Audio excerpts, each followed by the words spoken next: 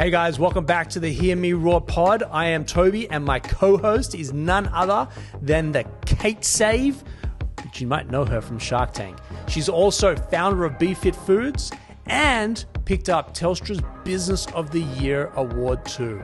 Kate? Well, Tobi, you've got a super impressive CV, 25 years in global commercialisation experience, and you founded Creative Cubes, Australia's leading co-working space and real estate business. All right, let's get on with the pod.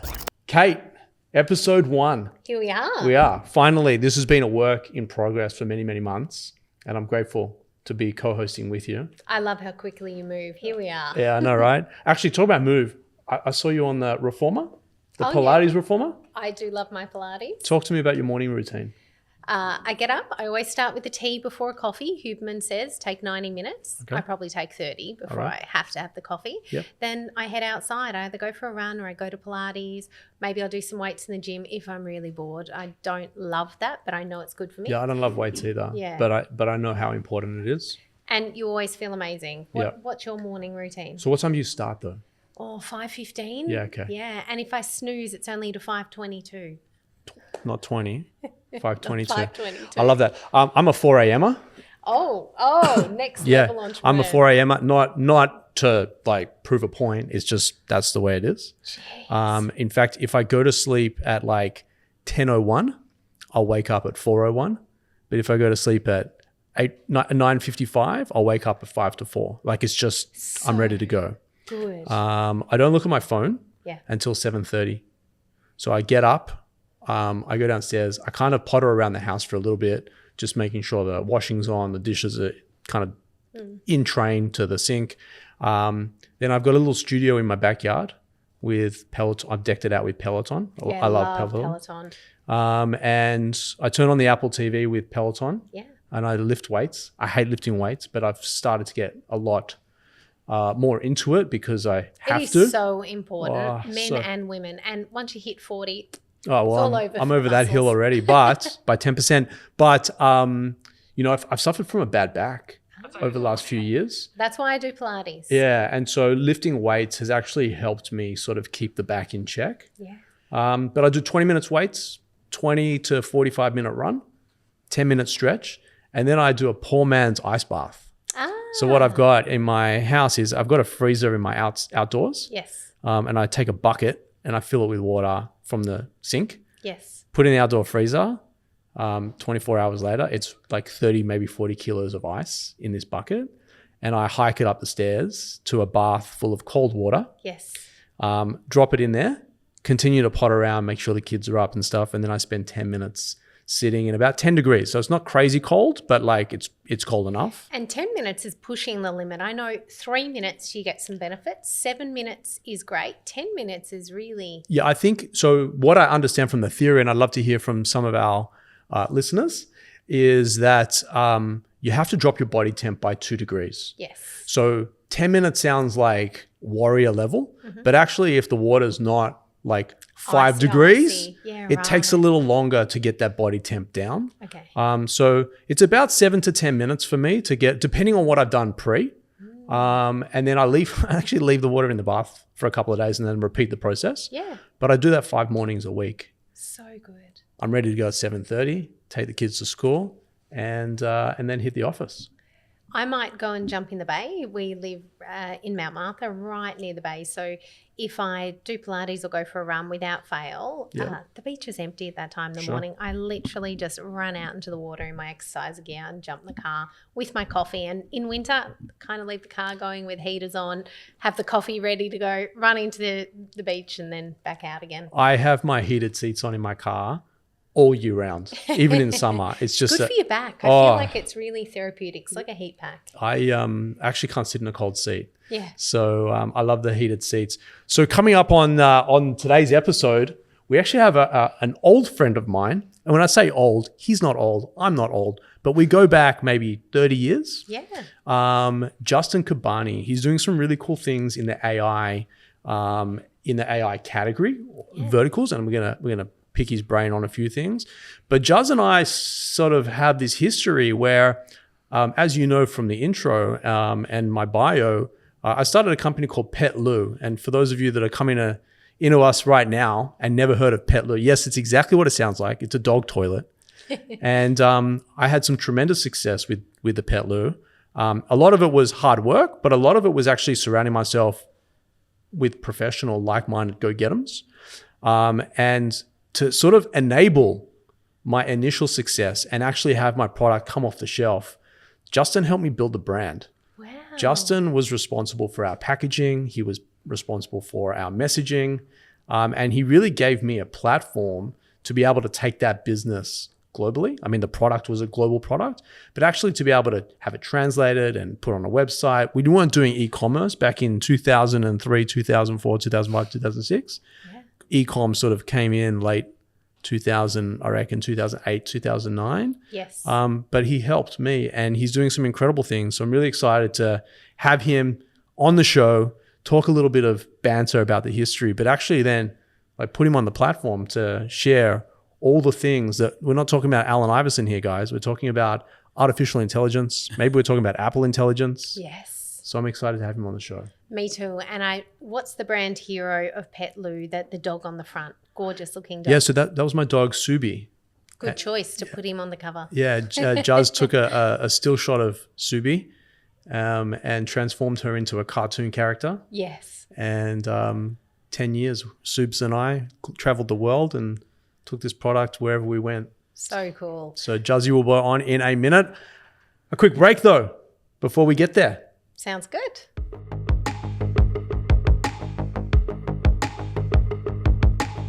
Guys, you've seen me put out content for years. It all started with James Shadrack from Purpose Productions. We've filmed over 800 vlogs, several hundred different pieces of content that has helped me take my business to the next level. We use Purpose Productions for all the content, pods, vlogs, and storytelling that we produce. Check out purposeproductions.co to learn how James and his amazing team can help you scale your business and get your message out there. Kate, we are graced by the great Justin Kabbani. Juz, welcome to the show. Thanks, Tobes. So good to be here and so good to have these memories that go way back. Yep. Not quite 20 years. Wasn't quite. Yeah, it is. Yeah. 2003? Yeah. We're in 2005. I think it would have been, yeah. 2005. Well, there you go. Yeah. It is 20 years because... Oh, shit. Here we are. Yeah. See what happens when you're too busy on the Peloton? Or you wake up at 4 a.m. Yeah, there we go. Yeah, he's probably lived 2 lifetimes already before we've woken up. Yeah. So, Juz, let's take Kate back to 2005. Yep. You started a company called Hard Hat Creative. Yeah, so... I had I dropped out of uni. I had a bunch of hack creative skills from video production, worked as a wedding photographer, self-taught graphic designer, and seemed like a good idea that we'd start a creative agency. Did that with a high school, good buddy, and but the demand was really around web. With talking back then, you couldn't upload a video to YouTube. Google wasn't the dominant search engine yet. No one had a social media account. Were we on MySpace? Is that when this Probably on MySpace. I can't even remember. Yeah, and I think my computer was still getting LimeWire diseases from Napster. Yeah. Maybe. Oh man, were you asking Jeeves? Yes. Or were you Hustler Vistering? I think I was doing both. But actually, one of the things that I do remember, just come back to your brand, is I engaged you before you even had a brand. Okay, I thought you were going to forget that story. No. But it didn't start with Pet Loo, actually. Hard Hat. Yeah. Yeah, no, but Hard Hat didn't exist. Like, I engaged you. Yeah. And then you and Daniel. Yeah. On the journey of helping me create Pet Loo, decided to create these yellow plastic helmets or buy them and turn your organization into Hard Hat Creative. Yeah. That's what I remember. Did you get a hard hat? Yeah, of course. What did yours say on the back? Because they all had little names on them. They I was did. Creative guy, there was strategy guy. I remember our accountant, we gave him one that said tax guy. And they were these were from a $2 shop. They were the cheapest, crappiest little kids, hard hats that you could get, and we'd put them in a box with those foam peanuts, right? And we gifted them to people that had given us good advice or helped us along the way. And what's crazy is Like I bumped into that accountant 2-3 years ago, and he just retired, and that sat in his office for 15 years, right? So like the power, of merchandise. And I can't say anyone's ever given me a hard hat. I'm sure I'd still have it. We can arrange it. Yeah. We can arrange it. You're going to throw one back? But wait, so Tob, yes. You came to us about eMotivator.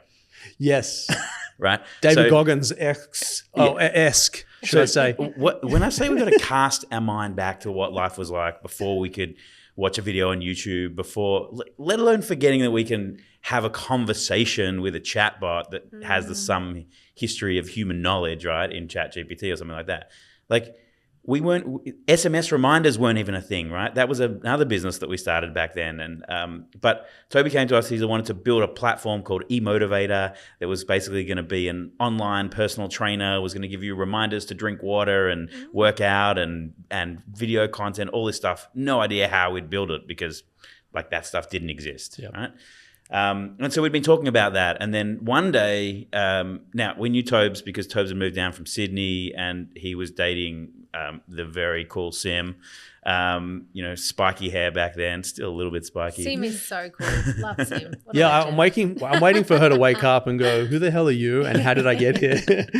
So he brought Sim into the office one day. And I remember sitting at the round table in this tiny little pokey meeting room we're in. And he said, look, we want to start this little side project for Simmy. We've got this idea. We've got the dogs. We're living in an apartment in Elwood. We can't take the dogs out during the day when we're at work. So we want to build this thing called a pet loo.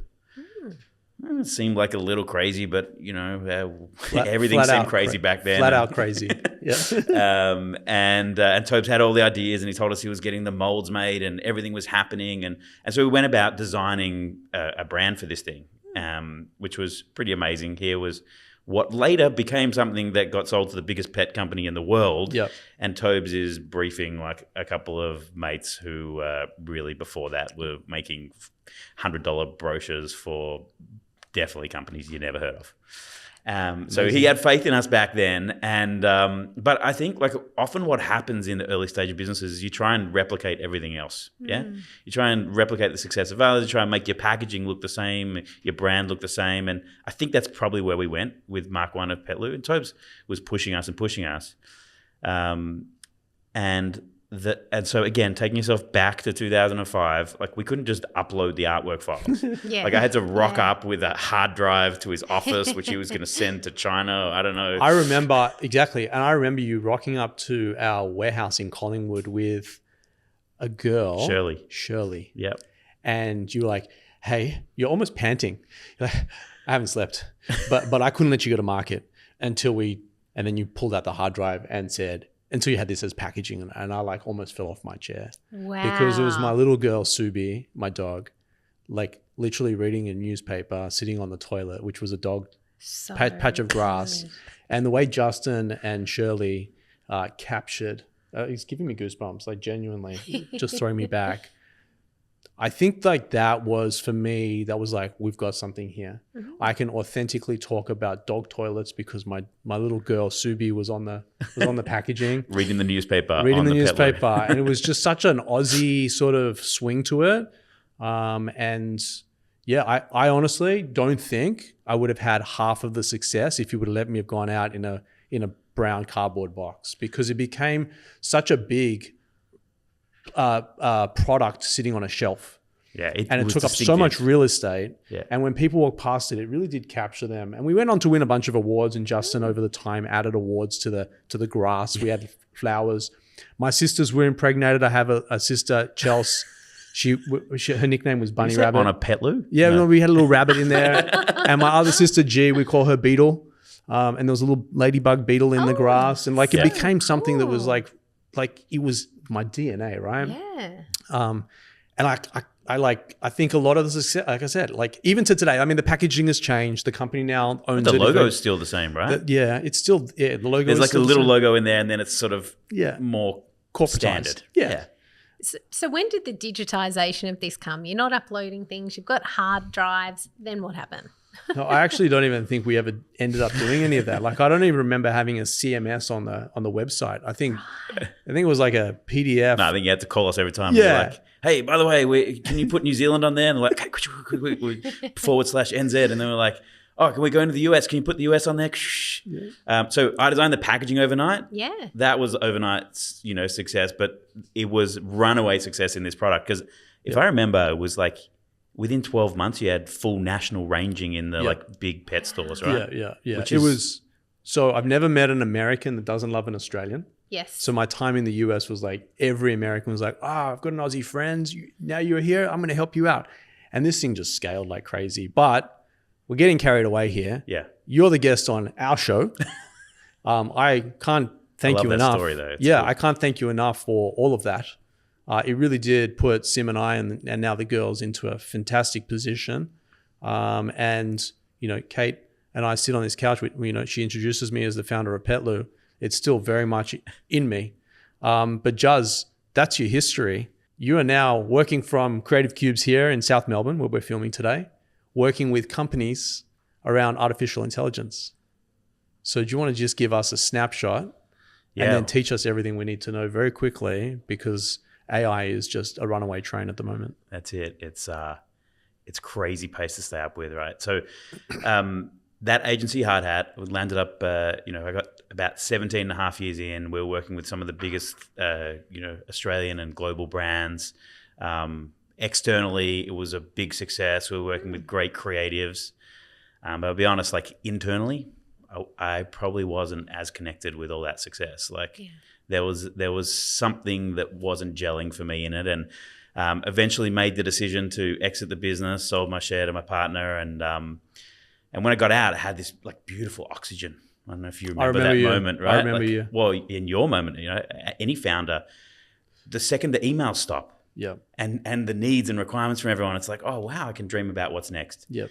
But that pretty quickly gave away to sort of that feeling of irrelevance as well. Sure. Right? Like it becomes really empty. You were really important in so many people's lives, and then who are you? I was Justin from Hard Hat, and now I'm like Justin from what? Yep. Don't know. My timing was fortuitous. October 2022, I've exited. 6 weeks later, ChatGPT launches. Crazy. And guess who had a lot of time in his hands and loves diving down rabbit holes. And so I started dabbling with it, and probably like a lot of people was like, oh yeah, this is cute. Move on to it. Then come back a few days later. At the same time, I was getting really passionate, and I was studying to become a flow coach. So the neuroscience of peak performance, understanding human brain, how we can be more creative, how we can, obviously get more done in that creative zone. And I got to this crisis point, because I'm like, on one hand, I'm going deep into like the human brain. On the other hand, I'm going deep into the robots. I'm like, I got to pick a lane. These things are really in conflict with each other. And I had a navel gazing moment one day where I was sitting there in my brain cave, as I called it, and I was like, no, the bit that I'm passionate about for AI is how it can unlock human potential. Yeah, fully agree. So cool. How we can give the robotic tasks to the robots so that we can be more human. Yep, and free. No, like I look at like when Optimus comes out and Elon's pumping out 50,000 robots a year. I am fully going. I'm gonna go and buy a couple. One can do my lawn, the other one can clean the pool whilst cleaning the house, and I'm free to kind of focus on work or do nothing. Yeah, it's exciting time. That's probably not as far away as we think it is, right? No, next year. Yeah, so I started doing that, and then I thought I literally had, and so I went and did my first workshop. In fact, I delivered a piece of work, a piece of consulting work, an EVP, an employee value proposition, and company values and everything. And in the past at Hard Hat, that would have been like a 6 people, 6 weeks, $60,000 project. Yeah. And I had sat down to do this project, and I had got through it in the best part of 6 hours. And I was like, this was March 2023. AI. Yeah, using ChatGPT. And I was like, oh. And then one of my other favorite presentation tools, Gamma, which if listeners haven't tried that, get onto it. Mm-hmm. And I went back to that client, and I was like, the work is cool. I'm going to do the work, but can I get your leadership team in a room? Because if I solve this one problem, imagine how many other things are sitting like in that cognitive overload that the rest of the exec team are carrying around, and what other problems could we solve? Wow. And it was an incredible day.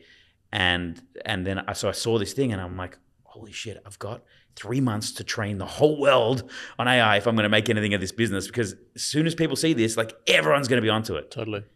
But that wasn't the case. People are looking at it, they're like, oh, you can't use it in business. Oh, it's not safe. Oh, I don't have time to learn something new. I'm too busy. All these kind of excuses. And it was a bit demoralizing, actually, because I saw this potential in there. But I kept with it. And look, I think, definitely 2024, there was a rush, and I'm seeing like 10, 100 times that rush the start of this year. Like people know it's here to stay, and they need to understand it. And so I'm loving it. I've gone all in on it. I'm doing corporate workshops. I'm doing group workshops. I'm doing, I've got online coaching programs. I'm doing specializations around marketing, specializations for grads, for CEOs. And then look, the real frontier this year is around automation. But I think like just the learning from that journey. As in workflow automation? Workflow automation, yeah. I think it's huge. I think it's a, like we think about, so I'm a huge fan of Tesla. I'm a huge fan of Elon. I love what they're trying to do. One of the things that I'm fully subscribed to, amongst a lot of other things, is their delete process. So they're trying to take stuff out of their processes. Yeah. They're like deleting stuff unnecessarily. That's an unnecessary, which creates costs, which then puts their products at another price point. And we had a leadership offsite on Wednesday here for the Creative Cubes management team, and I really pushed the tech guys and the dev guys, systems and processes. I was like, hey, what steps can we take out of the process, and how can we leverage AI to sort of streamline our efficiencies and help people become more fluid in their day-to-day. And it's that trust factor, isn't it? Once you get the first response back that you go, hey, that sounds like me, then you've got that trust to keep going with it. I know in our organisation at BeFit Food, if people don't use ChatGPT, I feel like, God, they're wasting time on the clock. Like you can get this done in 30 seconds. That's right. Like stop handwriting that out. Just press the voice button, talk into this thing and let it give you something to start with. Let's go from there. That's right. So you love the voice. Advanced voice mode is unbelievable, right? Yeah. As soon as I discovered that, when I'm driving, completely hands-free, hey, get it to write stuff and you've got a starting point for everything. And obviously there's nothing it does that you don't want to reread and check. And I think that's the part where people lose the trust is they think it's going to spit out the perfect thing. And over time it might. I know Tony Robbins is, gracing the world with his presence in AI now, and you can get the Tony Robbins AI. I was listening to that. I think we can actually get a Spanish Justin Kabbani or we're gonna a get Japanese that. Justin I was on the Kabbani. trial for that because I'm all in on Tony as well. I love Tony Robbins. I was on the trial for that group. And it's pretty cool. But, in fact, I'm going to give you a little example there. I had a moment probably a year ago now where I was out swimming in the ocean. I was out with a friend. I was trying to keep up with him. I am not built as an ocean swimmer and got really puffed out, had a freak out moment that I thought I was going to drown. Yeah. Everything landed up being okay. When I got out, I was really shaken. And I got 4 kids at home. I got a busy life. I went home. There wasn't a lot of time to debrief. Yeah. And my wife jokingly said to me afterwards, "Oh, what are you going to do? Talk to ChatGPT about it?" I was like, "That's a brilliant idea." So I did that, and I went and I said, I described everything that was going on and how I was feeling, like my lungs were feeling compressed, all this stuff, and then I said, "Can you give me some reasons why I'm feeling this?" And went into physical reasons, metaphysical, spiritual. And then I said, I want you to now act as Tony Robbins and coach me through this experience. I want you to act as Sadhguru and coach me through this experience. And it was that incredible moment where, people see ChatGPT, something can rewrite their emails or, help make that annoying office speech. It's so much more than that. It's a human enabler. It's a potential enabler. And it's an amazing democratizer.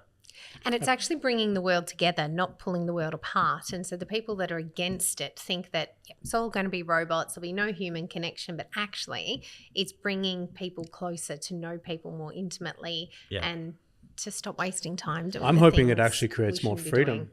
Freedom. So it takes care of the like I said, like the laundry and the cleaning and the kitchen, maybe not talking into ChatGPT, but eventually there'll be robots and stuff that actually you can tell it what to do, which then frees me up to spend more time with Sims, spend more time with the kids, go on hikes with the dogs, all that sort of stuff. I'm seeking freedom. I feel like anything I say about a feature or function is going to just age so quickly. But this week or the week before, they released Operator in ChatGPT.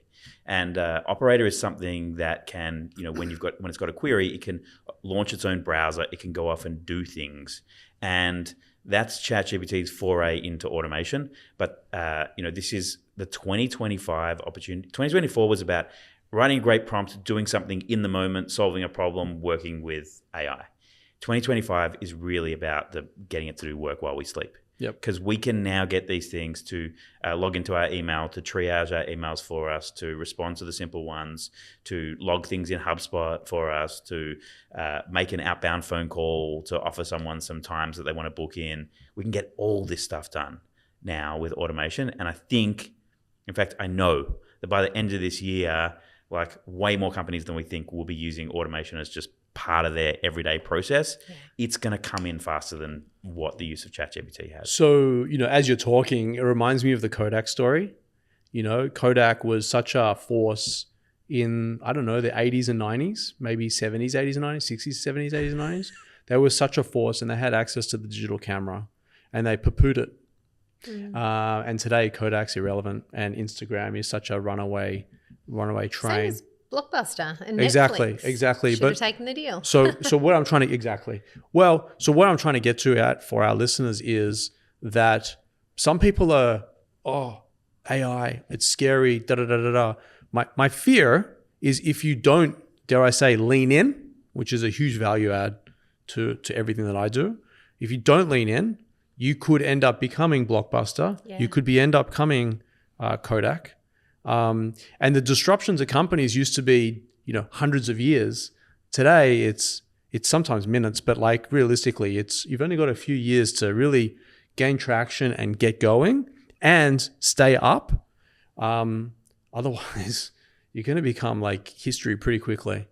And so for that, Juz, what's the call to action here? How do people get in touch with you to learn more about how you can help them navigate what's becoming quite an overwhelming, like unknown black hole for these organizations that they could fall into and be gone? What I'm going to throw out there is that for your listeners, I'm going to organize a special Zoom call where I'm going to take them through how they can save 30 plus hours per week just using some basic processes that I've set up and that I use. But heading to justinkabbani.com, to my website, we'll link to wherever the latest workshops are. What I know for sure is that you can learn it today, you can learn it in 6 months, you can learn it in a year, but you're going to learn how to use AI. It's ubiquitous. It's in every piece of software. It's in your iPhone. Yeah, it is. Right? Yep. So whether you learn it now or you learn it later, the only thing that's going to change is the amount of competitive advantage that you're going to get. That's right. Or lose. Yes. Yeah. So just do it now. Just spend, even in one day, you can achieve an incredible level of expertise. This is the easy, we're building first websites for people, first apps, all this stuff. This is the easiest new tech to learn, and it has by far the biggest impact. So look, a one-day workshop can absolutely transform your understanding and the way that you operate in your business. And for the dinosaurs out there, I guess this is like when the internet first launched and people are like, I'm not going to touch that. Yep. And it's everywhere. Yep. AI is doing the same. So for the people that are going, it's not for me, well, it's actually for everyone. I also think about like those people that were resistant to get rid of their Blackberries. Oh, yeah. Remember that? Like people were like, I'll never get rid of my Blackberry. Sim was one of those people. Right? Yeah, actually, Orion Flam, shout out to Orion Flam from Flair Real Estate, pushed me off my Blackberry onto my iPhone. Yeah. And then I pushed him out of his diesel guzzling car into a Tesla. And so we bounce off each other a little bit like that. So back then we thought it was like keyboard versus touchscreen. Yeah. That wasn't what it was about. It was about App Store. And now we do so much of our computing on our touchscreen phones, right? Yep. And that's the same with AI. It's not about like taking over jobs or any of those sorts of things. It's about how we can give those robotic tasks to the robots, how we can take 50% of everyone in our organization's roles and give them to AI, give them to automation, so people can actually elevate to the reason why we hired them in the first place, to do what they want to do. And that's the thing that excites me most, is when I get to see someone delivering a piece of work that they love and that is in their highest value zone. So if anyone wants a personal assistant, they get one. That's what your Everyone. AI is. And what I heard was Justin Kabbani. I'll link it all in the show notes, but justinkabbani.com will push you right into Justin's world, who is there to help you achieve this. It's not scary and foreign when you've got someone like Justin right there writing it with you. Juz, absolute pleasure. It's awesome. Thank you for coming on, and thank you for everything you've done. Pretty cool, right? Yeah, so cool. Can't wait to get into it. Look forward to see what you do with the show as well. Thanks, mate. wearelunar.co is a great place for you and your business to start off with phenomenal accounting and legal services. So if you're a startup or a scale-up looking for legal and finance support, or alternatively looking to raise capital, wearelunar.co is where you need to be starting off. Okay, debrief. Yeah, debrief on that, Kay. What did you think? All I can think about is how important it is to have an open mind and a curious mind. The people that said no to the internet, and I think AI was seen as this really scary, don't trust it. And the only people that really ran forward with it were the entrepreneurs that went, if this can give me more freedom, more time, save me money to do the things I want to do. Apparently there's only two things in life. There's work and love, said one of the famous philosophers. So there's more time for love. Yeah. I was just trying to think like work and love, and now I think AI. but like I digress. I introduced my kids to ChatGPT by asking ChatGPT to write me an Eminem, a poem written by Eminem about whatever they wanted to talk about, and I just put this stuff on the screen, and I just watched their eyes light up. When I think about the use cases for AI today in my world, I talked about it a little bit with Justin, but like when he was on the show, but I just think about the freedom.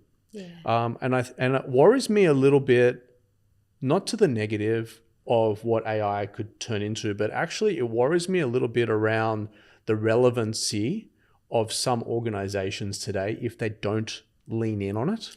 That's right. And if they see it as a threat, they won't exist, because people will create things much quicker, much cheaper, much more efficient. And I think the thing that scares me is the people that are not adapting are actually probably going to use it in the wrong ways. And I know I judge business awards and bits and pieces. You can see when someone submits their ChatGPT responses and we don't even read them. We're like, delete. So don't do that. Check your work. Yeah, I think it's really important that you have human oversight to it all. I know I write a lot of blog posts. I write a ton of emails. And sometimes when I'm trying to get a point across, I really do lean on ChatGPT. Actually, XAI is my preference. Again, I'm really subscribed to Elon, but I just think it's just a superior product. But I do lean on it a lot. Not lean on it a lot, but when I do, I really got to have that oversight, making sure that actually they've got it wrong here. You've got to clean these things up. Otherwise, to your point, you're not going to connect with the audience the way you want to. Do you know what I use it for?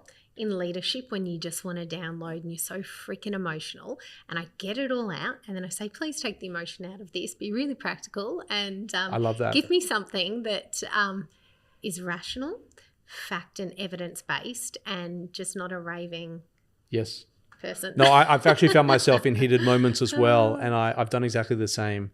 I've tried to stick it to people, but when I give it the command prompts, I'm like, stick it to them hard, but be firm and professional, have a backbone, but give the facts, give the data, give the support.